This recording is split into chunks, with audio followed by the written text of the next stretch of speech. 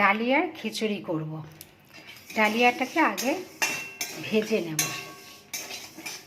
ডালিয়াটা ভাজছে, একটু লাল লাল হলে গ্যাস বন্ধ করে দেব। ডালিয়ার খিচুড়ির জন্য আলু নিয়েছি, একটু পটল নিয়েছি, গাজর নিয়েছি, আর আমি মটরশুঁটি স্টোর করে রেখেছিলাম, ওটাকে বের করে নিয়েছি। কড়াইতে তেল দিয়েছি, আমি সাদা তেলেই করব। জিরে ফোড়ন দিলাম, তেজপাতা, শুকনো লঙ্কা, আলু তুলে দিচ্ছি, গাজর, সব সবজিগুলো দিয়ে দিচ্ছি। মটরশুঁটিটা একটু পরে দিয়ে দিচ্ছি। সবজি একটু ভাজা ভাজা হয়ে গেছে।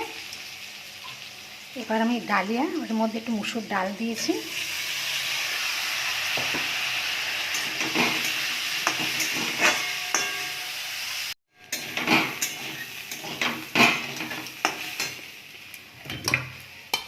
এবারে মটরশুঁটিটাও দিয়ে দেব।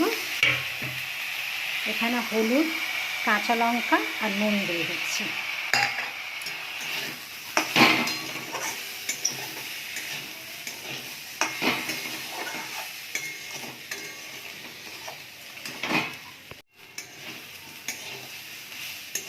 ভাজা ভাজা হয়ে গেছে, এবার আমি জল দিয়ে দিচ্ছি।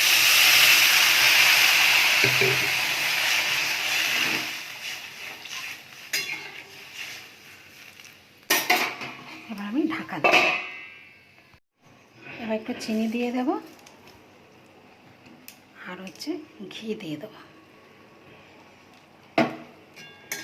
আমার ডালিয়ার খিচুড়ি হয়ে গেছে।